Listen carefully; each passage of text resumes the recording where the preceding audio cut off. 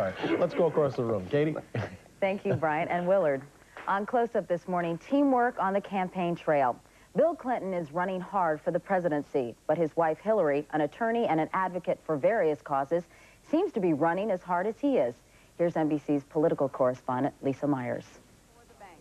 Hillary Clinton is breaking new ground. She's less a spouse than a running mate, and she makes it clear she'll have a lot to say in any Clinton administration. A vote for my husband is a vote for those policies that I'm committed to and that he's committed to and that we intend to make a difference in. Her assertiveness makes some voters uncomfortable. I feel that she's the power behind the throne. I think she's a very aggressive woman, and she's overly ambitious. But after a similar shaky start in Arkansas, Hillary Clinton became a big hit. There, the Clintons truly are viewed as a team. When he appointed a commission on education reform, she chaired it and helped get the reforms enacted. I believe we must hold accountable teachers as well. Her career as a high-octane lawyer in a prestigious Little Rock law firm became the subject of a brief controversy last month. I suppose I could have stayed home and baked cookies and had teas, but what I decided to do was to fulfill my profession, which I entered before my husband was in public life. She later amended that to note that she was not putting down women who choose to stay home. But the damage remains. She has no use for us, we have no use for her. Still, some are more likely to vote for Bill Clinton because of Hillary. Liberals, plus younger and professional women. I'm glad that she's out there and pushing and that she's aggressive.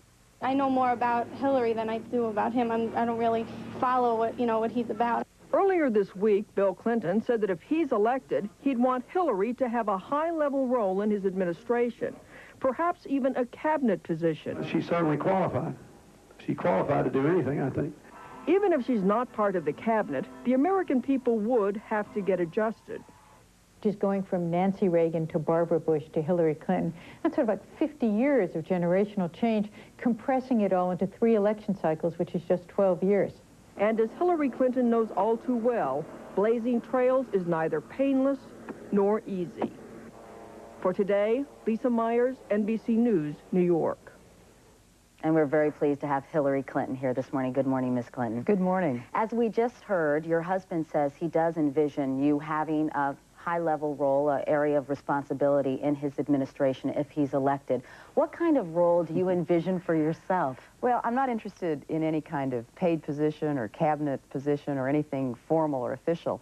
What I would like to do is work on the issues that I've been involved in for more than 20 years, primarily children and families issues and public education. And the model, I guess, I have is what I've tried to do in Arkansas.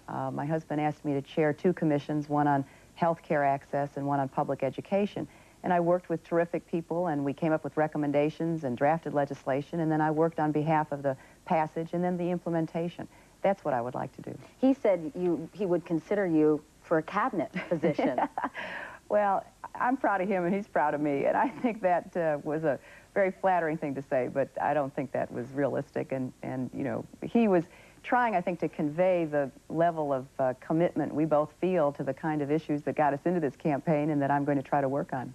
Even if you choose to take a role that's a non-paying role, one that you just described to me, do you think the American people are ready for a first lady who is that involved at a policy-making level in the White House? Well, I hope so, because I think what I represent is generational change. It's not just about me, and I think that the kind of opportunities that women are coming into their own in this country are really so broad and deep that we should all be willing to take responsibility and to do what we can to further the causes we believe in.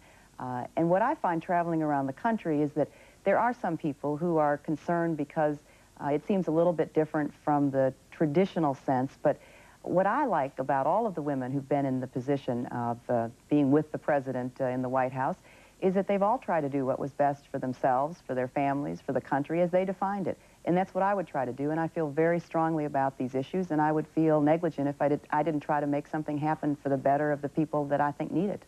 As we just heard, some people say some not so flattering things about you. They say you're the power behind the throne, overly ambitious.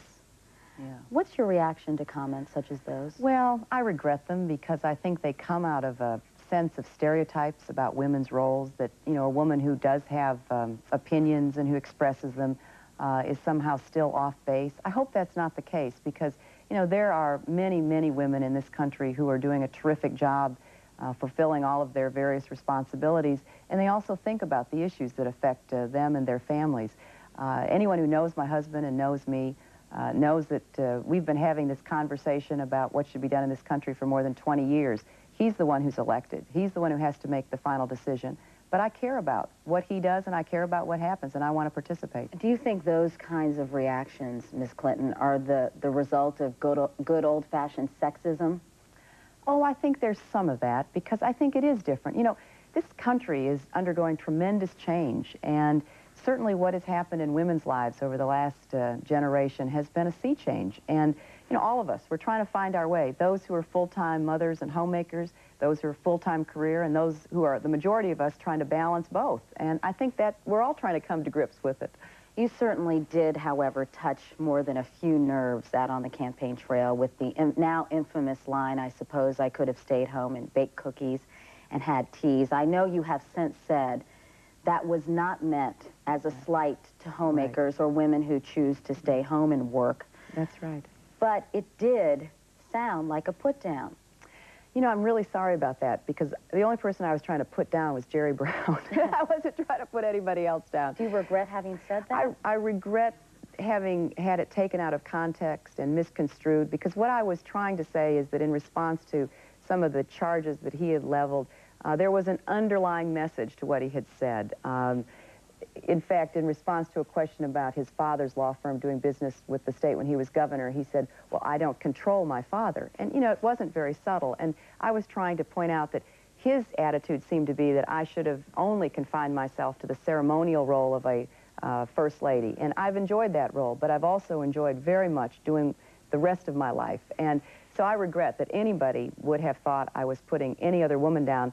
Women need to have some sense of solidarity to respect the choices that each of us make, and then to try to put into effect policies that would support those choices. But you wish you probably wish you hadn't said it in well, the first I wish place. What I had said before and what I'd said after had all been part of the soundbite, but I'm learning that that's not always what you could expect. In fact, in a recent article in the Washington Post, you're quoted as saying, I'm a little confused about what the rules are. What did you mean by that exactly? Well, you know, we are charting new terrain, and I think that any of us who is trying to make sense out of our lives has all kinds of different feelings. I mean, my friends who are full-time in the work world often regret not having a family. My friends who are full-time at home get that tinge of anger when somebody says, well, what do you do? And then many of us who are trying at different stages of our lives to balance both roles are afflicted by guilt and insecurity and anxiety about all the things we're trying to do. And I'm really hoping that because of maybe my being out there, and I'd never thought of this as really any kind of effect of this campaign, the conversation that needs to go on in this country about what women are trying to do with their lives and how difficult we make it in America for women to make those choices. You know, we don't respect full-time homemakers. We don't give the kind of support. We don't provide the kind of income support families need so that more women could make that choice if they chose to do so. We don't respect the sacrifices and difficulties of women in the workforce. We don't have family leave like many of the countries we compete with.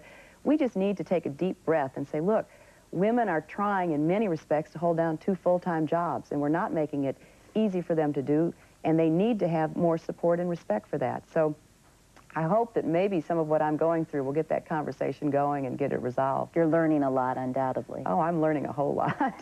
Let's talk about your husband for a minute. He is the front runner, yet at the same time, there remain lingering questions in the minds of some Americans about his character and his trustworthiness. Right. Why do you think that's so? Well, I think it's in part because he burst on the national scene. People didn't know him. He's not from a big state with a lot of media attention so that they could have gotten to have some sense of him over time. The charges and accusations that have been hurled at him have certainly been extraordinary and relentless. But in the region of the country where he is well known, he's done very well. And certainly in our state, which is a small state where he's been elected 5 times, people have had lots of opportunities to judge his character. And people can disagree with my husband, as they do at home, but until this campaign, no one had ever raised questions about his honesty or his integrity or his character. Why do you think that hasn't translated nationally, though? Well, I think it is. I mean, if you look at what happened on Super Tuesday, if you look at what happened in Michigan and Illinois, as people get to know my husband, as they see what kind of a man he is, as they watch what he believes in and what he's committed to, they do become comfortable. It just is a constant process because each primary election is a new electorate. You have to reintroduce yourself. You have to get to know them. And the time is so compressed. I mean, we'll only be in New York in an intense way for 2 weeks. We're almost out of time, but in closing, what have the two of you learned about presidential politics? Well, we've learned both positive and negative lessons, I suppose. On the positive side, we've learned a lot about how people in this country want change, and that's what they talk to us about. They give us their suggestions. On the negative side, we've learned how hard it is to talk about what really will matter the day after the election, and instead to avoid getting diverted and have the process kind of twisted around so that at the end of the day, people are still saying, oh, gosh, what's going to happen to my job, or how am I going to educate my children or provide health care? The struggle to try to get the country focused on what will make a difference to our long-term growth and to provide opportunity and bring this country together again, it is hard to do, but we're intent upon trying to do it.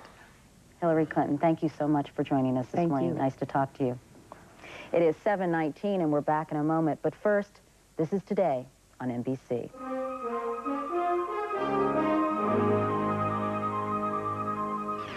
If you watch 2 News at 6 a.m.